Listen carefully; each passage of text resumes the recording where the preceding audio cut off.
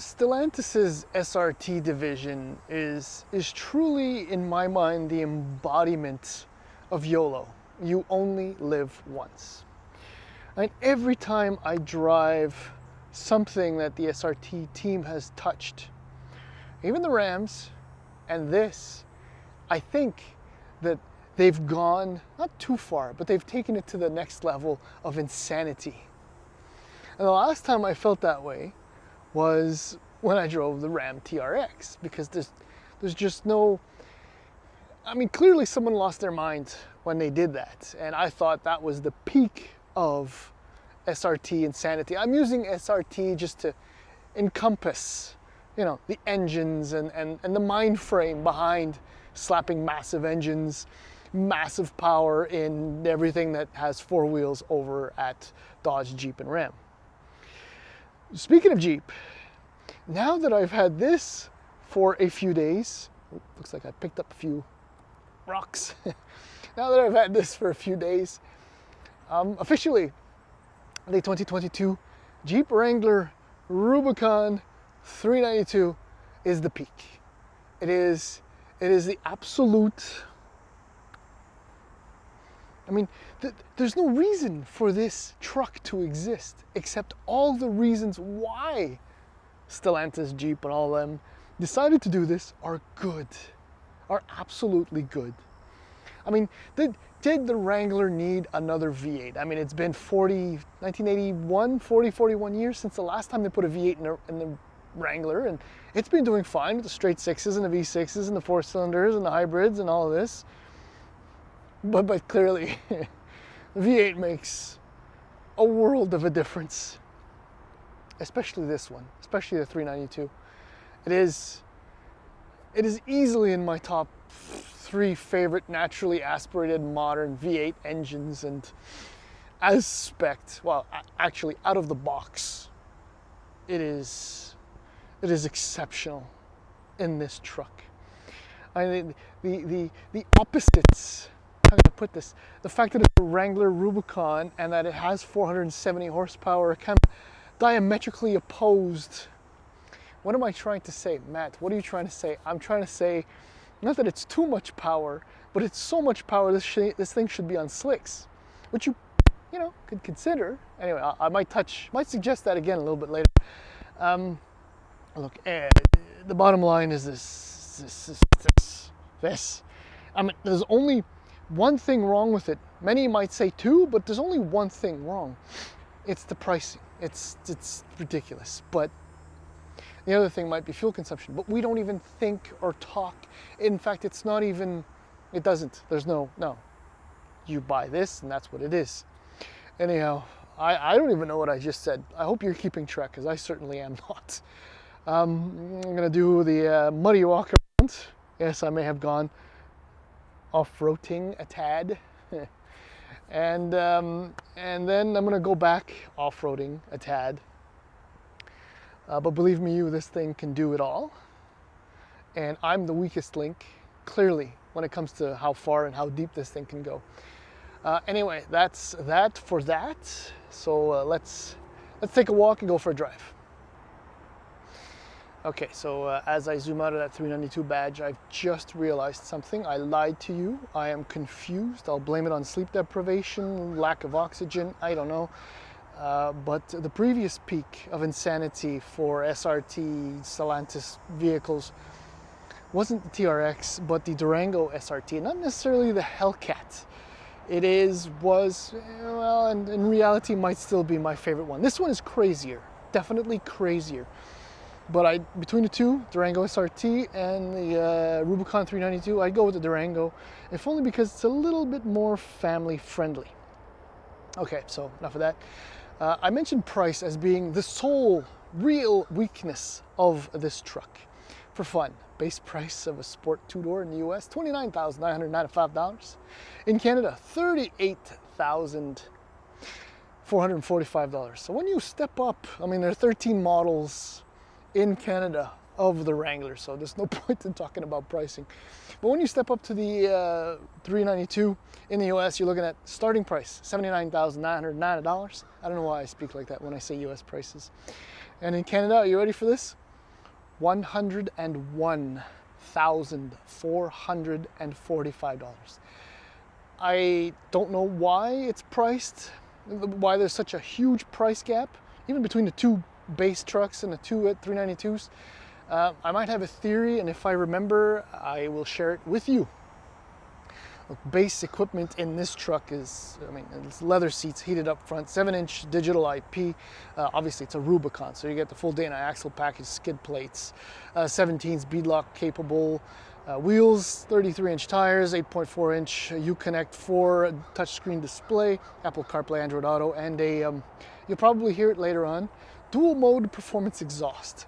But my tester has a few optional features. One of them is given away by these massive 35-inch tires. Yes, my truck has the Extreme Recon package, which has 17 by 8 beadlock capable wheels, 315 section 35-inch tires. It also comes with the 4.56 rear axle ratio and a bunch of other stuff. Oh, yes, one of them being the wheel flare extensions, because, look at this. It's just completely nuts. It also has the Sky One touch roof. It's actually quite cool. And a few other options for, are you ready for this? Just over $116,000. It's like, I can't math, as you all know, but it's like 3 times the price of the base truck. 3 times more Wrangler in one Wrangler. Obviously, unlimited is the only way to get this.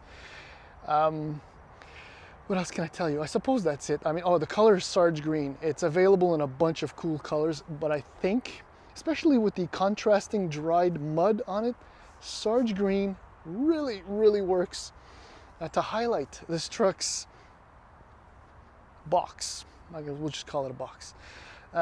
Okay, so I guess we'll go around the usual. That is a full-size spare, my friends. Yeah, when it comes to full size. Okay, I don't know why I'm showing you this, but it's typical Wrangler business. Jeep says 780 some odd liters of boot space. I don't exactly see it. This has, with the one-touch roof, the detachable panels, and that's the actual bag for all the parts included in there. Yeah, so that's that. Close it up, close it up, close it up. It's just spectacular. I'm using it for a partial family vehicle this week, but look, it's just a rear seat, as you can see. And now up front. Jeez, hands all muddy. Anyway, the thing with this is that the money is in things that you don't really actually see. So what I'm showing you now is very run-of-the-mill Wrangler business, with the perhaps exception of this badging. We'll just jump in for fun and start it up, because so there's the button, the important one. That's the one you want off in the morning when you leave your house, because you will wake up the entire neighborhood. I don't know if you'll be able to hear the difference, but see, like, there's a big portion of the rumble that is gone and returns. Uconnect 4, you've seen this a million times. 7.5-inch, 7-inch digital IP there, gauges. There isn't anything particularly new. The difference here is because it's got this Electrac 4-wheel drive system, there's no 2-wheel drive. I also have a theory on that too. If I think about it, I will tell you. Beyond that, Rubicon fair business stuff. And so let's go get it a little bit more dirty.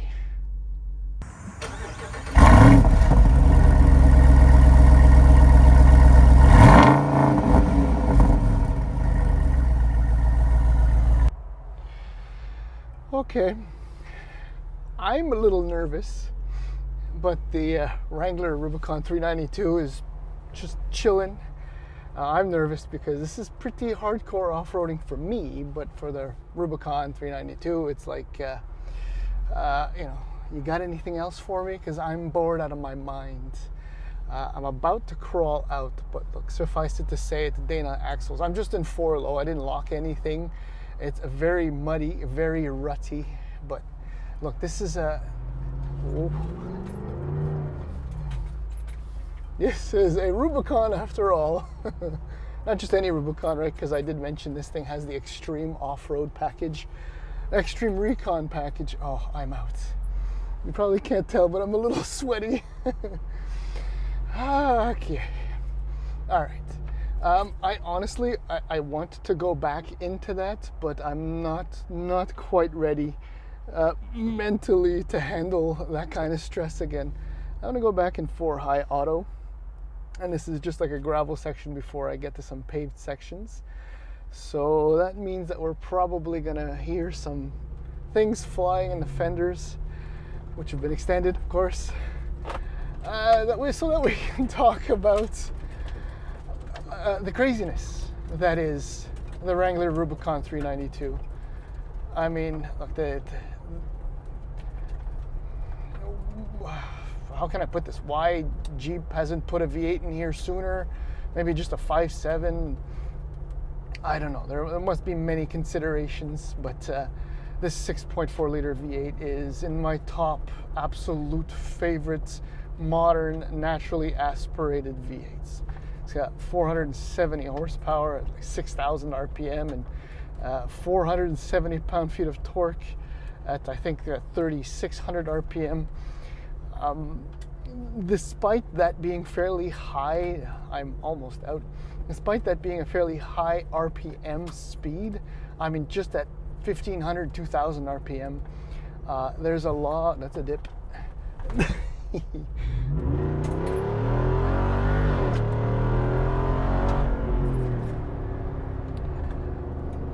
Yeah, 470 pound-feet of torque. 8-speed automatic transmission.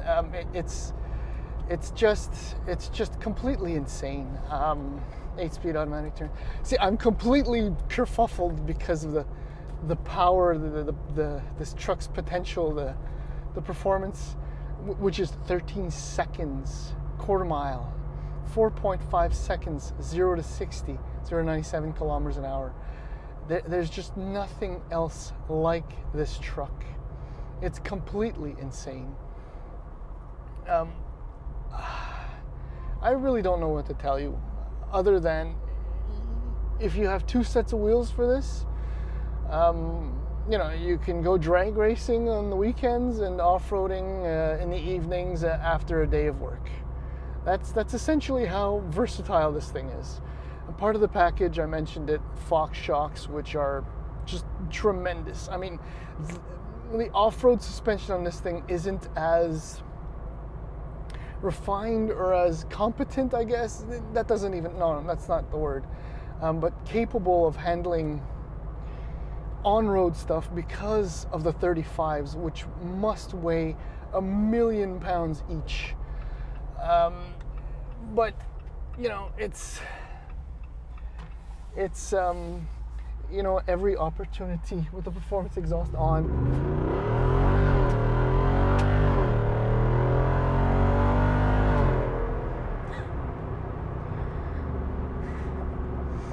This thing weighs over 5,100 pounds, by the way, and that's excluding my lardo butt and whatever other stuff or people you might have in here. And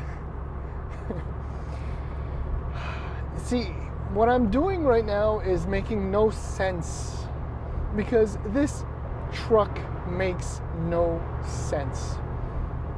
And for that reason alone, it is one of the ultimate, most brilliant, psychotic things ever put on 4 wheels. The lane ends, buddy. Good for you. Sometimes you have to tell them what to do, right? Look, the brakes feel really good. I mean, massive vented discs all around. Oh yeah, and about the ride quality, it's good until you reach a certain speed and the bumps get a little bit sharper. You can feel the chassis, the frame, the Fox dampers, everything, the coil springs just struggling to maintain or to control the weight of these wheels. But up until that point, ride quality is actually really good. And one of the silliest things about driving this thing, and it's probably one of the things, I don't know, I love everything about it. What the hell am I trying to say?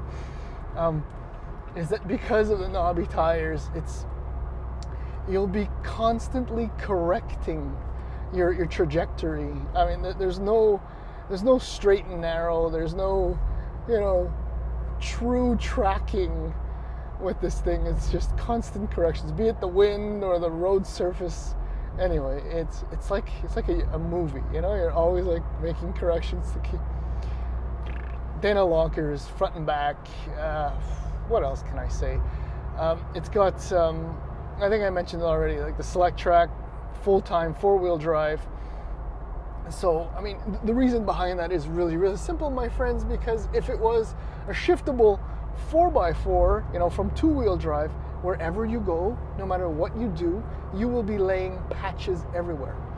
So even if you're on the stock 33s, or even worse, if you're on the 35s with the Recon package, you'll be going through a rear set of tires every 3 months on this thing. Look, I said it. It'll off-road with the absolute best of them, as I just did.